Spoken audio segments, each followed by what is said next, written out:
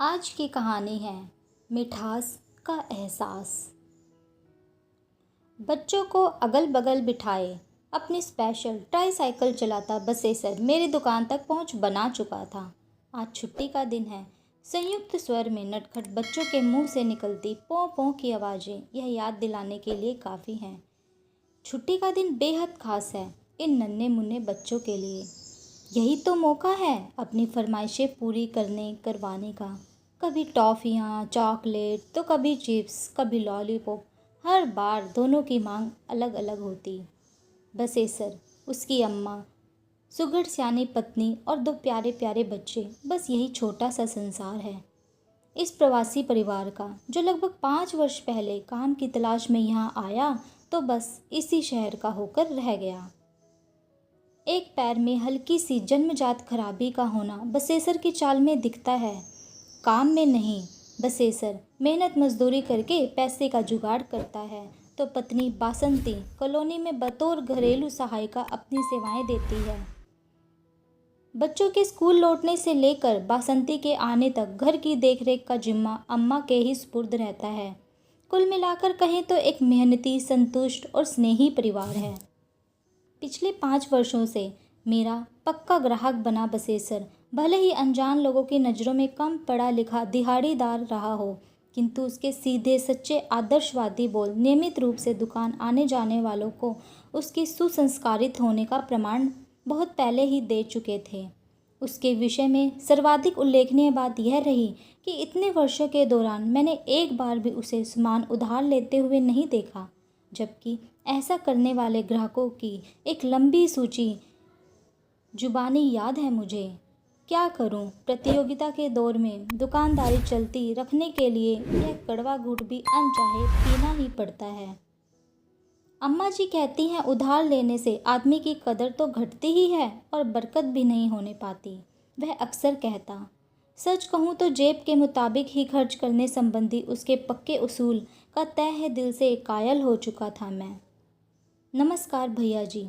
अभिवादन की मुद्रा में जुड़े हाथों के साथ साथ बच्चों की प्यारी सी मुस्कुराहट भी शामिल हो गई। आओ बसेसर, कैसे हो भाई? बहुत बढ़िया भाई जी, मालिक की कृपा है, सब पर बनी रहे। मंझोले कद के बसेसर की ऊंची सोच उसके शब्दों से स्पष्ट झलक रही थी। एक पैकेट दूध, पाव, चना दाल, छुटकी वाली ब्रेड और वो चाय पत्ती का पैकेट।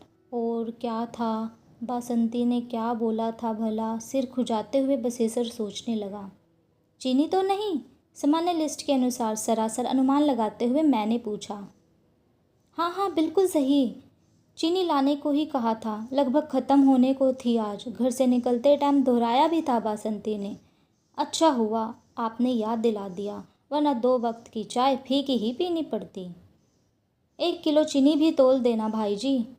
वो चाय ही क्या जिसमें चम्मच भर शक्कर ना मिली हो। मीठी चाय के प्रति अपना गहरा प्रेम उजागर करते हुए खुलकर हंस दिए बसेसर। हंसी के फुहार के समूचे माहौल को खुशनुमा बना दिया। आसपास खड़े ग्राहक भी अपनी आप बीती सुनाने लगे। और बच्चा पार्टी, तुम लोग क्या खाओगे आज? उचक उचक कर पारदर्शी डिब्बों का लगातार मुआयना कर रहे बच्चों के मुखातिब होते हुए मैंने पूछा। चिप्स? नहीं इमली का गोला? नहीं वो मुन्ना ये देख, संतरे वाली गोली। कुल्फ़ी कुल्फ़ी, ठंडी कुल्फ़ी, ताज़ा कुल्फ़ी। सड़क के दूसरे छोर से आती आवाज़ निरंतर स्पष्ट होती जा रही थी।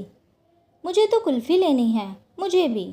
कुल्फ़ी वाले की लंबी तान सुन, क्या लें कि कश्मकश का अनायास ही विराम लग चुका था।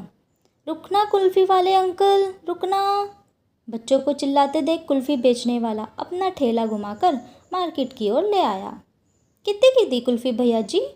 25 रुपए की। 25 रुपए की एक? हाँ, खालिस दूध की बनी है। पप्पा कुल्फ़ी ले दो ना, पप्पा चलो ना। सोच में डूबे बसेसर से लिपटे बच्चे मुनहार पर उतर आए। अरे रुको बिटवा, अभी ले देते हैं, तनिक राशन तो बंधवा ले भैया जी से। ये रहा तुम्हारा सामान। पिता के आदेश पालन के मध्य मासूम बच्चों का बढ़ रहा उतावलापन भांपते हुए पल भर की भी देर करना मुनासिब ना लगा मुझे। कितने पैसे बने भाई जी? सामान की थैली उठाते हुए बसेसर ने पूछा। 20, 30, 50, 100 और 40, 100, 140 चीज़ों के दाम गिनाते हुए मैंने बताया। भाई जी, ये चीनी का पैकेट आप यहीं रख लो, कल आकर ले जाएंगे। मन ही मन अनुमान लगाते बसेसर ने जेब से 100 का नोट निकाल कर आगे रख दिया। बसेसर, तुम चीनी ले जाओ, पैसे बाद में आ जाएंगे।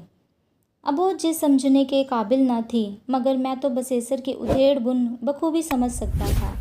धन्यवाद भाई जी, पर उधारी नहीं। पर तुम्ही ने तो कहा था घर में चीनी बहुत थोड़ी है। और हाँ भाई जी, कम ही सही। अम्मा जी और बच्चों के गुजारे लायक तो है ही, लेकिन तुम और बासंती? हो जाएगा भाई जी, सब आप चिंता नहीं करो। मेरे लाख कहने के बावजूद उसने चीनी उधार ले जाना स्वीकार ना किया। चलो ना पप्पा। बच्चों का टेप रिकॉर्डर पुनः चालू हो गया। अच्छा बाबा चलो। पौ पौ कुल्फ़ी का लुफ्त उठाते शहजादों की खिलखिलाहट ने मानो 2 कप फीकी चाय के अद्भुत जायका घोल दिया हो। इस स्नेही सिक्त माधुर्य के आगे बेहतरीन ढंग से बनी महंगी से महंगी चाय भी बिला शक बेस्वाद लगे।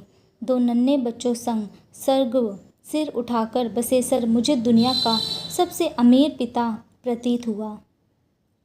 खरीदारी की सूची घर से मिलती है, लेकिन कब उसमें से शक्कर हटाकर बच्चों की मीठी मुस्कान जोड़नी है, यह पिता को ही मालूम होता है। बड़ों का काम बच्चे के हिस्से आई मिठास से चल सकता है। ऐसी और स्टोरीज़ के लिए मेरी वीडियो को लाइक करें और चैनल को सब्सक्राइब करें। Thank you.